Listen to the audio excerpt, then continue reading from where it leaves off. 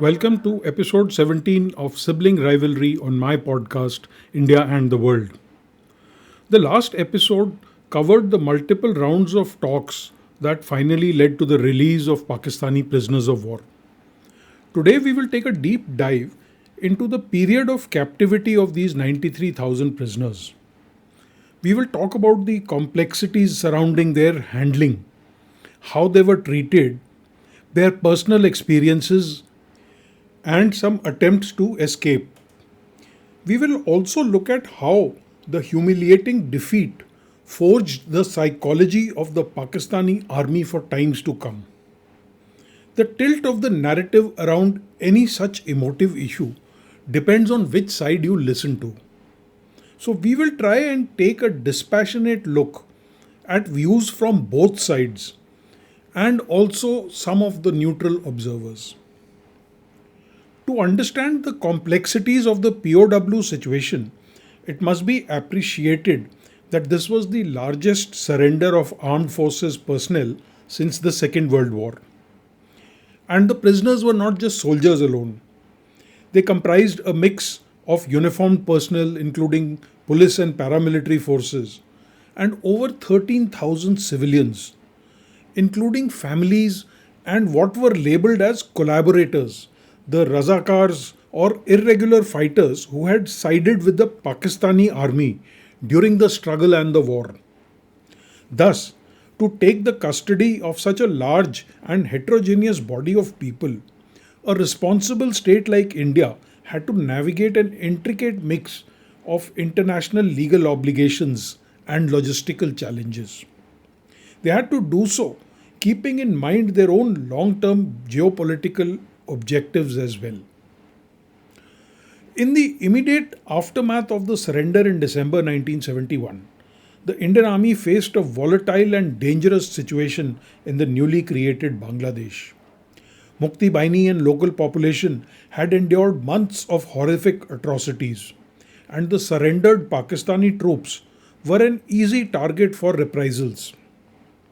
Under the terms of the surrender and the Geneva Conventions, the Indian military leadership was bound to guarantee the safety and well being of all Pakistani personnel. The Indian Army took this responsibility very seriously, even if it meant, at times, Indian soldiers having to physically shield the Pakistani prisoners from vengeful local mobs. General Jagjit Singh Arora took the extraordinary step of allowing a portion of captured Pakistani servicemen to retain their small arms for their own protection. This was, of course, an interim measure till such time their transportation to India could be organized. The transfer itself was much against the wishes of the provisionally Bangladeshi government, who wanted to retain the prisoners to face trials for their war crimes there itself.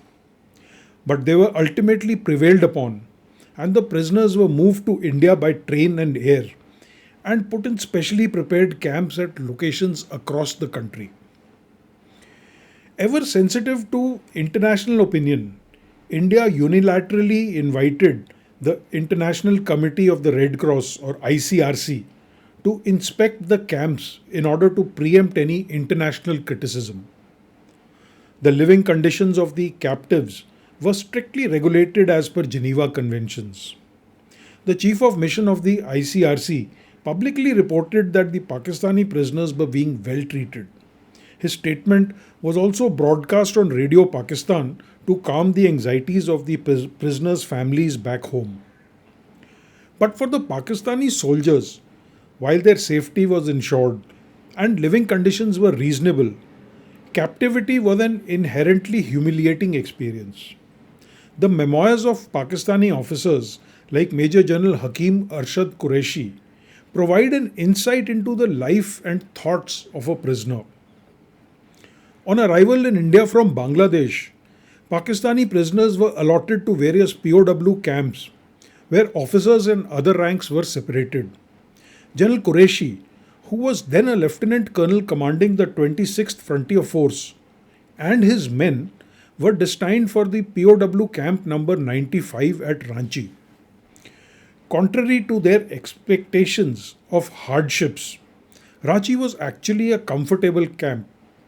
In his memoir, General Qureshi recalls that they lived in comparative luxury. He says, and I quote, "We were lodged in the hutted accommodation of an old officer's mess. It had a dining hall and a lounge, besides a number of cubicles to house the officers, some in pairs and some in double pairs. Although an old constructions, the bathrooms had running water and flush system. Community baths and deep trench latrines were also available for the troops. There was sufficient space around the barracks for a temporary mosque, an evening stroll, a volleyball court, and even an open view beyond the barbed wire. All in all, it was not a bad setup for a POW camp." End quote. While physical comforts were thus catered for, there was also an interesting tug of war between the Indian authorities and the senior officers amongst the prisoners for the mind space of the prisoners themselves. The authorities wanted to present the POWs with the Indian perspective on the subcontinent's history and of the conflict. They wanted to showcase the ease with which Indian Muslim minority had integrated with the secular framework of a democratic India. The camp authorities brought visiting Indian academics to speak to the officers. General Qureshi recounts an episode from early 1973 where Professor Mujibur Rahman of Jamia Millia Islamia, New Delhi, visited the camp. A cultured and soft spoken man, Rahman spoke to the captive officers about secularism, humanism, and the unity in diversity that Indian Muslims were experiencing. However, the Pakistani officers were highly skeptical about these lectures. They viewed them as merely false Indian propaganda. Accepting the Indian narrative of secularism would have meant renouncing the very basis of their nationhood, the two nation theory. Qureshi says that the Pakistani officers actively closed ranks, maintaining strict military discipline and group cohesion to preserve their beliefs and their identity as soldiers. But in private, the stark contrast between the paths of the Indian democracy and the Pakistani military dictatorship resonated with them. General Qureshi admits himself and laments the failure of Pakistani leadership. There was no denying it, since their own defeat and captivity was a living testament.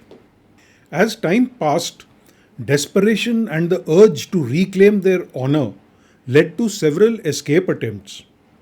The most celebrated was the successful flight of a unit doctor, Captain Riazul Haq. He got himself admitted to the camp hospital. Then, one day, he just got out of the hospital building and walked right out of the camp wearing a white coat with a stethoscope around his neck. He vanished safely into the crowds outside and was not seen again. There was no significant reprisal to this. But the prisoner's tranquil life was disrupted when an attempt by a group of officers to dig an escape tunnel was detected. There was a swift crackdown on the planners, including General Qureshi. It was decided to shift the perpetrators to the stricter conditions of Agra jail. Qureshi describes the journey to Agra as a grueling experience, travelling in the sweltering heat in the third class train compartments that had been modified for dangerous prisoners, blocked off by iron grills and reinforced with metal stakes. During the train journey between Ranchi and Agra, there was another escape bid. Captain Shujad Latif of the 15th Frontier Force jumped off the speeding train. He suffered serious injuries from the high speed leap, and though he initially managed to evade custody for a while, but he was eventually recaptured. In this bid, another officer, Major Nasibullah, was shot dead. Pakistanis alleged that the shooting was a cold blooded reprisal, but an investigation by the International Red Cross dismissed those claims. When Delhi agreement finally cleared the way for the repatriation, the prisoners started returning home in batches. In October 1973, the first lot of soldiers walked across the Wagah border into Pakistan. And as they crossed the international line to freedom, many fell on the ground, prostrating themselves and kissing the earth in gratitude. The grand welcome that awaited them was a surreal, almost absurd experience. The Pakistani government, desperate to project strength, had orchestrated a grand reception. It was, as one Pakistani author recalls, almost like a Hollywood depiction of the welcome of a returning victorious Roman army. The POWs were greeted by senior officers, flower petals, and brass bands. For some of the battle hardened veterans, this manufactured celebration was deeply embarrassing and depressing. As General Qureshi admits in his memoir, I quote, "Now, after having given up half of the country and having preferred surrender to martyrdom, we were being received like heroes, with bands playing stirring patriotic tunes. It was embarrassing and depressing. Maybe a simpler matter of fact reception, minus the colour, would have been more befitting to the occasion and lent dignity to our actual state of mind." End quote. Reunions with their families proved to be awkward as well. They returned as strangers to their own spouses and children, burdened by the stigma of defeat and capitulation. To make matters worse, the Pakistani authorities, drawing on the experience of American POWs returning from Vietnam, had advised families not to burden them with questions about the surrender. This created a massive wall of silence where the trauma of war was completely sealed off. It was rarely discussed in public, and even in private, they had to bottle up their grief. While the soldiers suffered in silence, the public in West Pakistan was in a state of profound shock and denial. For the past 2 decades, they had been fed on false propaganda of two nation theory and the myth of inherent martial superiority over Hindu India. But their defeat to India and the creation of Bangladesh effectively debunked both these myths. People needed answers and scapegoats. To placate them, Bhutto appointed a commission of inquiry under Pakistani Chief Justice Hamoodur Rahman to investigate causes of the debacle. When this commission finally submitted its finding, they were absolutely damning. So devastating that the report was suppressed by successive Pakistani governments and kept secret for nearly 3 decades. It was only after the report surfaced on the net in 2000 that the government also officially declassified it. The commission findings boldly rejected the military high command's excuse that they had been betrayed by treacherous Bengalis in collaboration with India. The report claimed that the defeat was deeply rooted in the moral degeneration of the senior ranks. It highlighted how the army's prolonged involvement in martial law duties and civil administration since 1958 had severely impaired its professional standards. The report documented shameful instances of senior officers indulging in large scale acquisition of lands, houses, and commercial activities. Even while operating in East Pakistan, troops had engaged in looting. It noted that televisions, refrigerators, watches, and gold had been recovered from officers' barracks in East Pakistan. While the top brass faced these indictments of the Hamoodur Rahman Commission, the thousands of junior and middle ranking personnel who returned from Indian POW camps faced a different kind of internal battle. The Pakistani military establishment was highly suspicious of these veterans at first. Units that had fought in East Pakistan were disbanded, and their personnel were dispersed across other units. The High Command feared that prolonged exposure to Indian captivity had compromised their loyalties, mental attitudes, and fighting abilities. The returnees found themselves widely stigmatized as a spent force and were deemed untrustworthy even by their own peers. faced with this domestic humiliation on top of their military defeat, they were driven by a burning desire to restore their personal honor and avenge their national humiliation.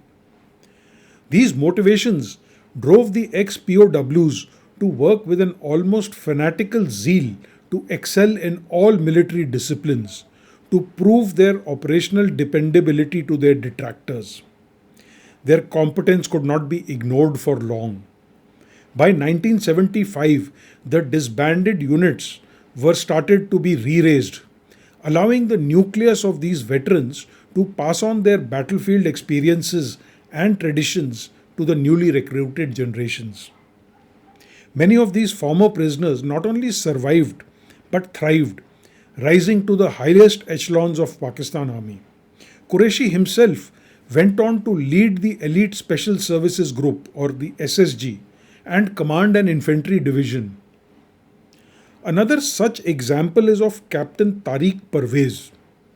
He was a junior officer during the war and was among the troops that had surrendered.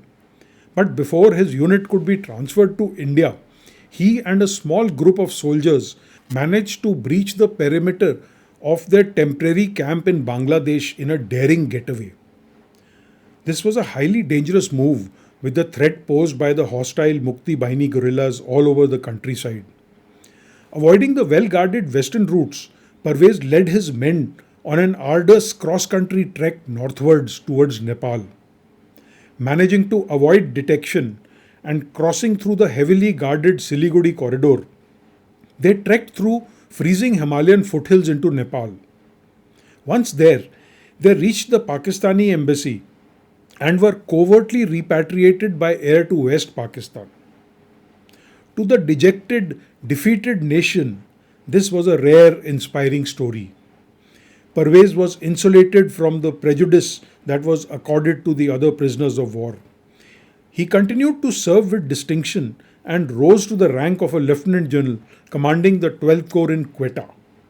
Ironically, he was unceremoniously removed during the 1999 coup against Nawaz Sharif government because his cousin was a minister in the government.